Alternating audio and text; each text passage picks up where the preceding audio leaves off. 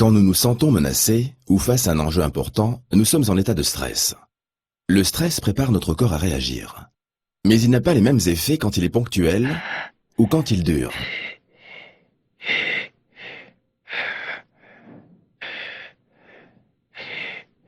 Prenons le cas d'une situation de stress ponctuel.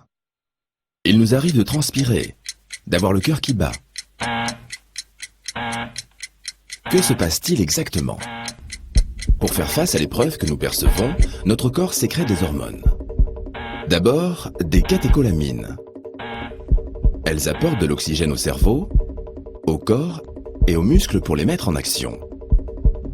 Elles ont pour effet d'augmenter la fréquence cardiaque, la tension ou encore la température du corps.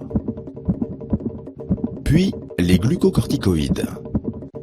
On les appelle comme cela parce qu'elles apportent de l'énergie sous forme de sucre, du glucose, aux principaux organes. Quand il y a assez de ces hormones dans le corps, des récepteurs situés dans le cerveau ralentissent leur production.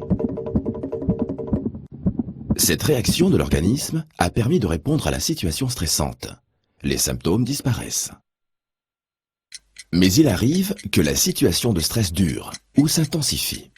C'est ce que l'on appelle le stress chronique. Tous les jours, vous avez l'impression que ce que l'on vous demande de faire dépasse vos moyens. L'organisme fonctionne alors en sur-régime. Car pour résister dans la durée, le corps sécrète toujours plus d'hormones. Et les récepteurs qui devraient les réguler sont débordés.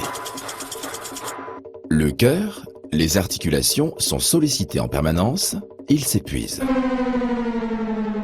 En quelques jours, apparaissent des troubles du sommeil, de la concentration. En quelques mois, peuvent survenir des maux de dos, des maladies cardiovasculaires ou encore des dépressions. Quand il dure, le stress a donc toujours un coût pour l'organisme des personnes qui le subissent, mais aussi pour l'entreprise. S'interroger sur les sources de stress au travail, c'est une des premières étapes pour le prévenir.